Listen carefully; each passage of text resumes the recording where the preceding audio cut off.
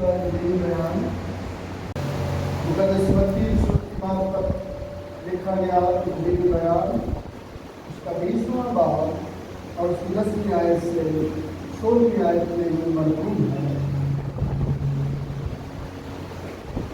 جب پہلے مذکور آئے تو انہوں نے یہ سمجھا کہ ہم کو زیادہ ملے گا اور ان کو بھی ایک ہی دینار ملا. جب ملا تو گھر کے مالک سے یہ کہہ کر شکایت کرنے لگے ان بچوں نے ایک ہی گھنٹہ کام کیا اور تو نے ان کو ہمارے برابر کر دیا جنہوں نے دن بھر کا بوجھ اٹھایا اور سخت دھوپ سے. اس کے جواب دے کر تم میں سے ایک سے کہا میاں میں تیرے ساتھ بے انصافی نہیں کرتا. کیا تیرا مجھ سے دینار نہیں ٹھہرا تھا؟ تو تیرا ہے اٹھا لے اور چلا جا. میری مرضی یہ ہے کہ جتنا تمہیں دیتا ہوں اس پچھلے کو بھی اتنا ہی دوں. کیا مجھے روا نہیں کہ اپنے مال سے جو چاہوں سو کروں؟ کیا تم اس لیے کہ میں نیک ہوں بری نظر سے دیکھتا ہے؟ اسی طرح آخر اول ہو جائیں گے اور اول آخر. یہ ہمارے خدا میں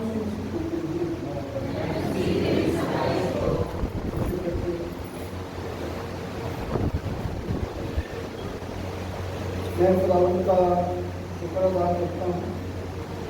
خداوند نے آج پھر ہم سب کو یہ موقع دیا ہے کہ ہم اس کی بارگاہوں میں آ کر اس کے نام کو بنباد کہتے ہوئے اس کی حضوری اس کی آواز کو سن سکیں, اس کے کلام کی باتوں پر اپنا دھیان جو ہے وہ لگا سکیں. آج ہم فلمیوں کے خط کی پہلے باپ کی جو تلاوت 21ویں آیت سے باپ کے آخر تک آپ نے سنی اس پر اپنا دھیان لگائیں. آئیے اپنے سر کو جھکائیں اور دعا کریں. اے آسمانی باپ جن کی گہرائیوں سے خداوند تیرے شکر گزار ہیں کہ تو اپنے وعدے کے مطابق ہمارے درمیان ہے اور ہمیں یہ موقع دیا ہے کہ ہم تیری موجودگی میں تیری شکر گزاری کر سکیں. خداوند آج جب ہم نے تیرے کلام کو پڑھا ہے خداوند کو سمجھنے میں ہماری رہنمائی کر اور ہمیں وہ روشنی دے کہ جس کے وسیلے سے ہم تاریکیوں سے نکل کر تیرے جلال کی مدد کو پا سکیں. ہم سے بات کر اور ہمیں زندگی گزارنے میں وہ مدد دے جو تیرے بیٹے کی خوشخبری کے لائق ہے. ہمارے خدا کے نام میں آج کی جو سندھی آئے ہمارے لیے ہے وہ کچھ اس طرح سے ہے جو بالکل خط کے پہلے بات کی 21ویں آیت میں لکھی ہے کیونکہ زندہ رہنا میرے لیے مسیح ہے اور مرنا نفع. یہ ہماری آج کی جو ہے وہ سندھی آیت ہے. جب میں خدا کے کلام کو پڑھتا ہوں تو جو خدا کا کلام ہے جو سیکھنے والی باتیں ہوتی ہیں ان پر توجہ کرتا ہوں تو خدا ان باتوں کو سیکھنے کا مجھے موقع دیتا ہے اور پھر مجھے یہ فضل بخشتا ہے کہ میں وہ باتیں آپ لوگوں کے ساتھ بھی شیئر کر سکوں, بانٹ سکوں, دے سکوں. فلمیوں کے حق کے بارے میں جب میں نے پڑھا تو مجھے ایک بات جو ہے وہ خدا کے طاقت سے سیکھنے کو ملی کہ یہ جو فلمیوں کا خط ہے اسے خوشی کا خط بھی کہتے ہیں, اس کو خوشی کا خط بھی کہتے ہیں. اور اس کی ایک بڑی ٹھوس وجہ ہے وہ بیان کی گئی. کیونکہ یہ خط جب لکھا گیا تو پولوس قید کی حالت میں تھا. خوشی کا خط آدمی لکھ رہا ہے اور آدمی کی خود حالت کیسی ہے اس پر غور جب میں نے کیا تو بہت ساری باتیں سیکھنے کے لیے خدا نے موقع دیا. ان میں سے چند باتیں میں آج آپ تک پہنچانا چاہوں گا کہ لیکن خط کا مضمون کیا ہے؟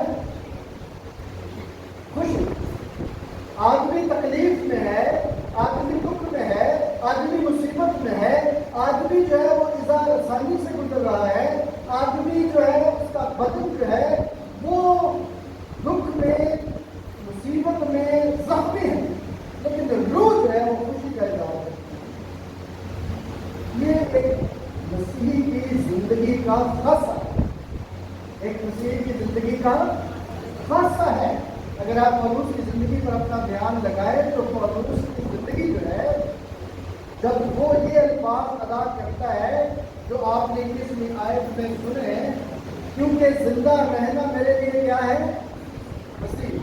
یاد رکھیے گا، جب بھی کوئی شخص آپ سے بات کرتا ہے اور جو وہ بات کرتا ہے اور جس کے بارے میں وہ بات کرتا ہے، یہ ساری باتیں جو ہے وہ اس کی زندگی کے ذاتی تجربے کے ساتھ اگر جڑی ہوئی نہیں ہے تو ان کی کوئی قدر اور ان کی کوئی ویلیو بھی نہیں. جب ہماری زندگی میں تجربات ہوتے ہیں اور ان تجربات میں سے سیکھتے ہیں تو پھر ہماری وابستگی جو ہے خدا کے ساتھ قائم ہو جاتی ہے. یہ خط، یہ آیت جو ہے وہ مقدس پولوس کی خدا مسیح کے ساتھ ایک مضبوط تعلق اور وابستگی کا اظہار کر رہی ہے. موجودہ دور میں رہتے ہوئے میں اور آپ آج پولوس کی زندگی کے اس حوالے سے کیا سیکھ سکتے ہیں؟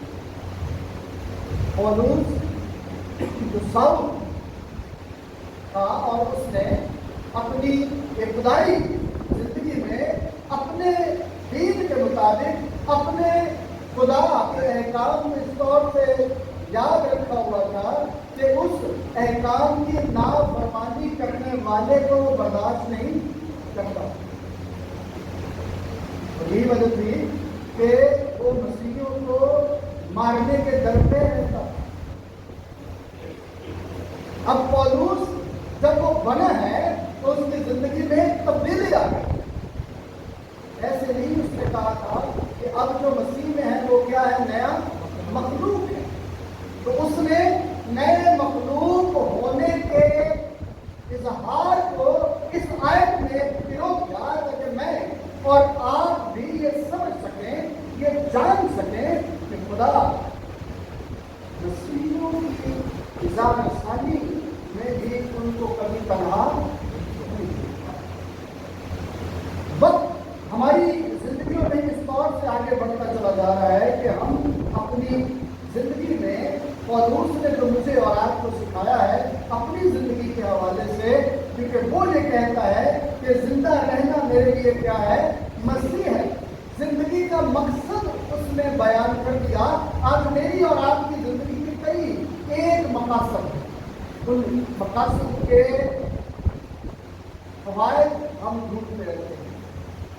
لیکن جب ہم کلام کو پڑھتے ہیں تو کلام میں اگر ہماری زندگی کے جو مقاصد ہیں ان مقاصد کو ہم اپنی زندگی میں دیکھتے ہیں. کسی کا مقصد عزت حاصل کرنا ہو سکتا ہے تو کسی کا مقصد دولت کمانا ہو سکتا ہے، کسی کا مقصد دوسروں کی مدد کر کے خوشی پانا ہو سکتا ہے. لیکن حقیقی خوشی اور حقیقی اطمینان کی جب بات آئے گی تو وہ صرف اور صرف اس مقصد کے وسیلے سے آئے گا، اس مقصد کے وسیلے سے ہوگی جو خداوند یسوع مسیح کے ساتھ ہے، تعلیم کے ساتھ ہوگی. جب میری اور آپ کی زندگی کا مقصد یسوع ہوگا تو پھر ہماری زندگی میں جو ہے وہ دکھ میں بھی خوشی کا عنصر جو ہے وہ نمایاں ہوگا.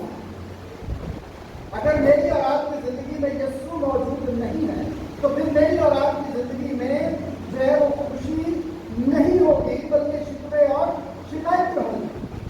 خدا کے کلام میں مجھے اور آپ کو پولوس کے اصول سکھاتے ہیں کہ ہم نے اپنی زندگی میں ان باتوں پر، ان لوگوں پر بھی دھیان لگانا ہے جنہوں نے اپنی زندگی کے مقصد میں خدا کے یسوع مسیح کو اولویت دے دی.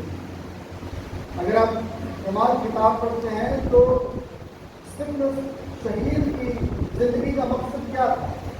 عزت حاصل کرنا، اختیار حاصل کرنا، کیا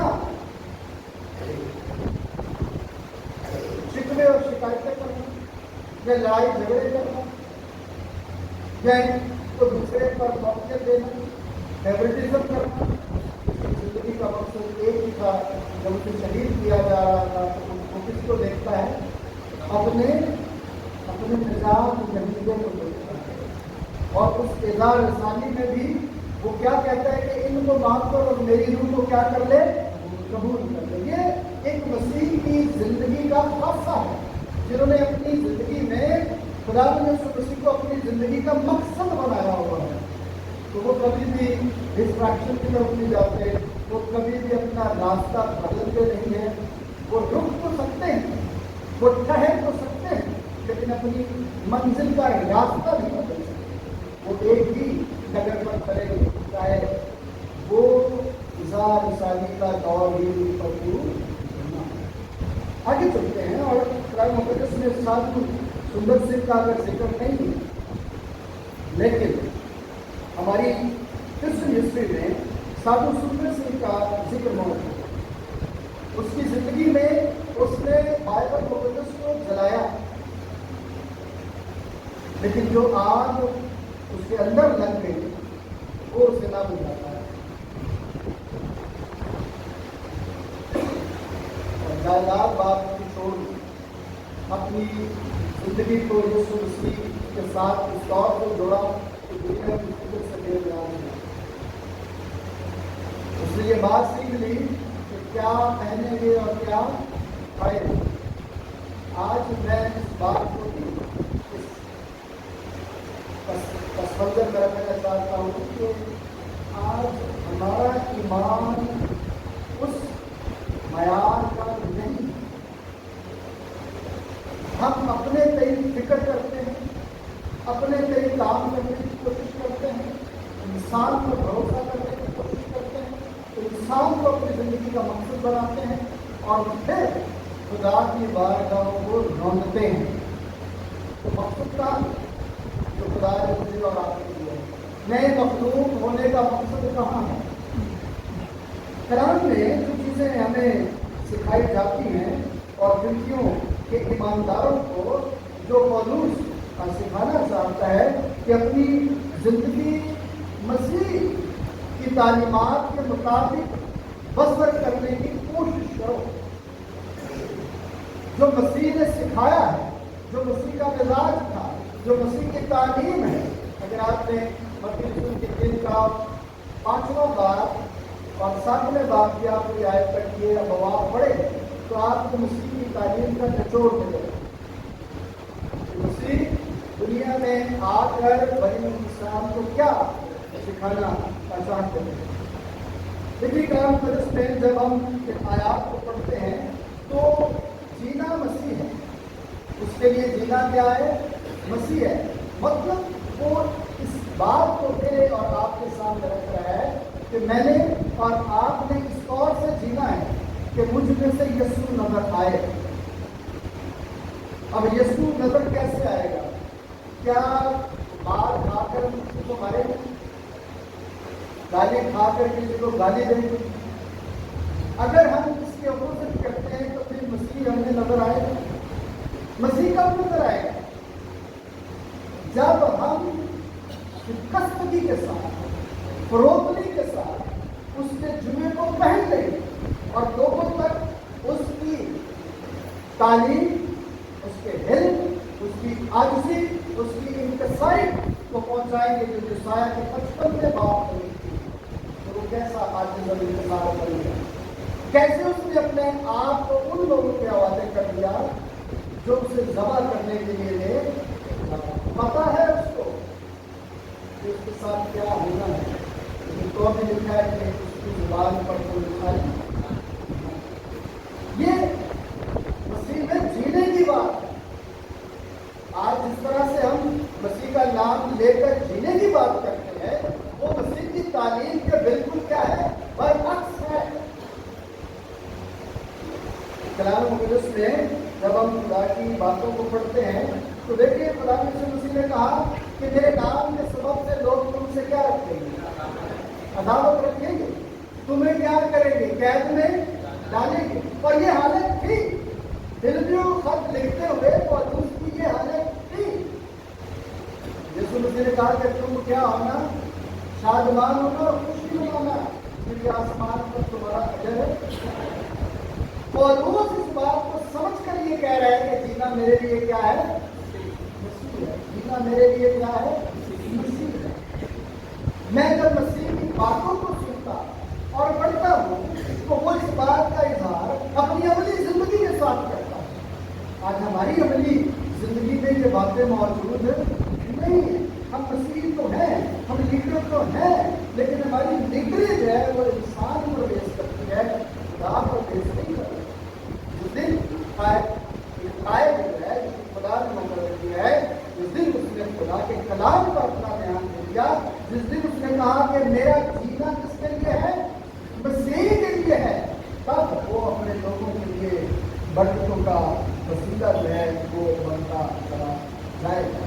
جس طرح اظہار ثانی میں ہوتے ہوئے بھی وہ خوشی کا اظہار کرتا ہے اور چوتھے باب میں کہتا ہے کہ خوش رہو، پھر کہتا ہوں خوش رہو۔ اور خوش رہنے کی وجہ جو ہے وہ پہلے بات میں اس نے بتا دی کہ آپس میں کیا رکھو، اتحاد رکھو، آپس میں معافی کی تعلیم کو قائم رکھو، آپس میں ایک دوسرے کی برداشت کرو، آپس میں اتحاد رکھو گے۔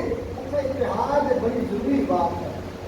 اتحاد صرف اچھی بات نہیں ہے، اتحاد کیا ہے، بڑی ضروری بات ہے۔ اتحاد کے وسیلے سے ترقی ہوتی ہے، اتحاد کے وسیلے سے لوگ آگے بڑھتے چلے جاتے ہیں اور ایک دوسرے کے لیے مصیبت میں بھی خوشی کا وسیلہ بن جاتے ہیں۔ اور سلاس بڑی خوبصورت مثال ہے کہ وہ اظہار ثانی میں خدا کی پرستش کرتے ہیں، خدا کے نام پہ عزت اور جلال دیتے ہیں، اور خدا خوشی کی ایسی طاقت انہیں بخش دیتا ہے کہ وہ دوسروں کے لیے بھی حوصلہ افزائی کرنے کا کیا بن جاتے ہیں، وسیلہ بن جاتے ہیں۔ اگر میں یہ ایک بات جو میں آپ سے بار بار کر رہا ہوں اور اس آیت کو اگر میں ایک جملے میں آپ تک بتانا چاہوں تو مسیح میں جو ہے وہ زندگی گزارنا مجھے اور آپ کو سیکھنا چاہیے تاکہ ہم اپنی زندگی کے مقصد یعنی یسوع مسیح کو جو ہے وہ پا سکیں اور اتحاد کے لیے اپنی زندگیوں میں جدوجہد کر سکیں، ایک دوسرے کے ساتھ مل جل کر اس کے نام کو عزت اور جلال دے سکیں اور مصیبت میں اور مخالفوں کے سامنے ثابت قدم رہ سکیں۔ یہ ایک چھوٹا سا جملہ ہے جو مجھے اور آپ کو اس آیت کی روشنی میں سکھاتا ہے کہ میں اور آپ اپنی زندگی میں اس بات کو سمجھیں۔ جو آگے بات لکھی ہے کہ مرنا میرے لیے نفع ہے، تو اس میں وہ یہ کہتا ہے کہ اب موت کا اختیار مجھ پر نہیں۔ پہلا وہ کہتا ہے کہ میں مسیح کو اپنی زندگی کا مقصد سمجھتا ہوں، اور دوسری بات وہ یہ کہتا ہے کہ کیونکہ مسیح نے موت اور قبر پر فتح پائی ہے، اس لیے میں مروں گا تو نفع میں رہوں گا، کیونکہ میں بھی فاتح بن جاؤں گا، میں بھی خدا کی حضوری میں کیا ہے پہنچ جاؤں گا۔ جب ہم اپنی زندگی کے مقصد کو سمجھ جاتے ہیں اور اس طرح تو پھر ہمیں موت سے کوئی خوف، ہم موت کو بھی اپنی زندگی میں نفع سمجھتے ہیں۔ تو خداوند ہمیں جو ہے وہ آگے لے کر جانا چاہتا ہے تاکہ میں اور آپ اپنی زندگی میں خدا کے کلام کو خدا کی حضوری میں اس طور سے سیکھیں کہ ہم جان سکیں کہ میری زندگی کا مقصد کیا ہے۔ کیا میں یہ کہنے کے لیے تیار ہوں کہ خداوند اگر میں جیتا ہوں تو تیرے جلال کے لیے جیتا ہوں، اگر میں جیتا ہوں تو تیرے نام کے لیے جیتا ہوں، میری زندگی سے تیرے نام کو عزت اور جلال دے دے۔ اگر میں اپنی زندگی میں آگے نہیں بڑھ پا رہا تو پھر ایک کام کرنے کی آج مجھے اور آپ کو ضرورت ہے۔ بہنیں جانتی ہیں، بیٹیاں جانتی ہیں، مائیں جانتی ہیں کہ صفائی کرنا کس قدر ضروری ہے۔ بھائی بھی جانتے ہیں، یہ نہیں کہ بھائیوں کو نہیں پتا صفائی کرنا کتنا ضروری ہے۔ بولیے، آج میں نے جلدی ختم کر دیا، صفائی کرنا کتنا ضروری ہے۔ تو یہ آپ نے اپنے دماغ کی صفائی کی ہے،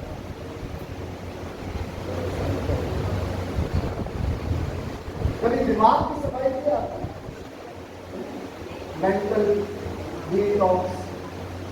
یہ والی ٹرمینالوجی ہوتی ہے. دماغ کی کبھی آپ نے صفائی کی ہے؟ میں نے ایک سوال میں نے آپ سے کیا، کبھی کی آپ نے؟ بولیے جی. وہ تو یہ ہو گیا. دماغ کی صفائی کی ہے کہ نہیں؟ کہ کرن کی لوڑ ہے کہ نہیں؟ کنوں لوڑ نہیں؟ سب کو لوڑ ہے. وہ تو کوئی نہیں، کیونکہ صفائی کرنے سے دل نہیں کرتا. دماغ کی صفائی کرنے سے دل کرتا ہے، پیچھے آنے تو دل کرتا ہے. افسر آواز ہوتی ہے بھی نکسن میں بھی. دماغ کی ذہن کی صفائی کرنے سے دل کرتا ہے.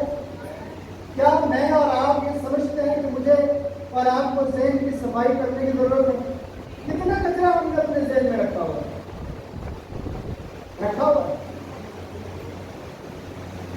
ہے کہ نہیں رکھا ہوا؟ تو پھر کٹنا کرو گے اور جمع کرنا یا کٹنا ہے؟ بولو.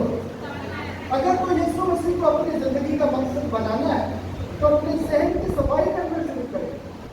ان باتوں کو جو آپ کو خدا کے روح سے دور لے جاتی ہیں، ان باتوں کو جو آپ کی زندگی میں اتحاد کو توڑ دیتی ہیں، وہ باتیں جو آپ نے اپنے ذہن میں اسٹور کر کے رکھی ہوئی. جب ہم اپنے ذہن میں ایک دوسرے کے لیے باتیں اسٹور کر کے رکھتے ہیں تو یہ کچرے کے علاوہ آپ کچھ نہیں. میں نے یہ اپنی زندگی میں تجربہ کیا اور میں نے یہ سوچا کہ اس طرح ایک نشئی کو جب آپ ایک جگہ پر داخل کرواتے ہیں تو پہلے اس کو ڈیٹاکس کیا جاتا ہے.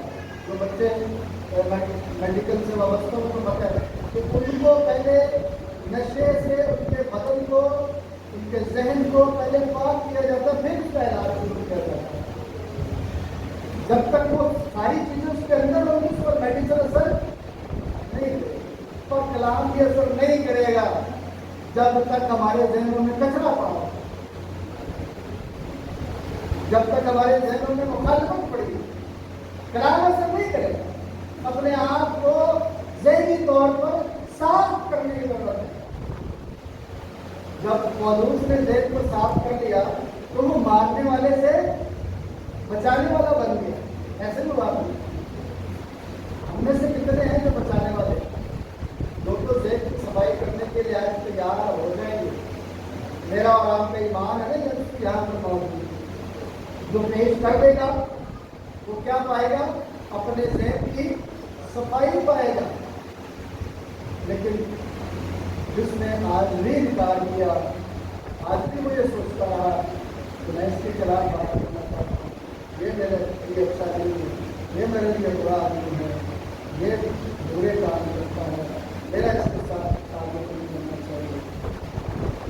یہ وہ کچرا ہے جو کبھی بھی اس کلام کو قبول نہیں کرے گا اور کلام جائے گا بھی نہیں کہ ناپاکی کی جگہ پر پاکیزگی کا کوئی کام ہی نہیں ہے. بھائی اپنے سر کو دکھائے خداوند کلام کی وجہ سے میرے ذہن کو صاف کرے اور مجھے یسوع کو اپنانے کا فضل رکھے. خداوند کے کلام کو اسی ضرور کرتے. آئیے دعا کریں. تیرے خدا جلالی آسمانی بات، میں تیرا شکر کرتا ہوں کہ تو مجھے یہ سکھاتا ہے کہ میں نے اپنے ذہن کے کچرے کو نکالتا ہوں، گندگی کو نکالتا ہوں، تاکہ تیرا کلام مجھ میں پھنس جائے. میری باتوں سے تیرا کلام جائے گے، میرے بدن سے تیرا جلال ظاہر ہے. کلام تیرے کلام میں لکھا ہے کہ تم قیمت سے خریدے گئے اپنے بدن سے مسیح کا جلال ہے. خداوند کو جتنے آج تیری بات ہوئی، جتنوں نے آج خداوند اپنے آپ کو تیرے حوالے کر دیا ہے، اپنے دل اپنا دماغ کھول کر تیرے کام کرتے ہیں. خداوند کو ابھی بڑھ کرتے کہ سارے ذہن کو صاف کرتے اور اپنے کلام کو جو پولوس نے ہمیں دیا ہے کہ روح اور ہدایت کے مطابق کہ جینا میرے لیے مسیح ہے اور مولانا. خدا اس میں آگے بڑھنے کی فضل دے. یسوع مسیح کے نام سے آمین.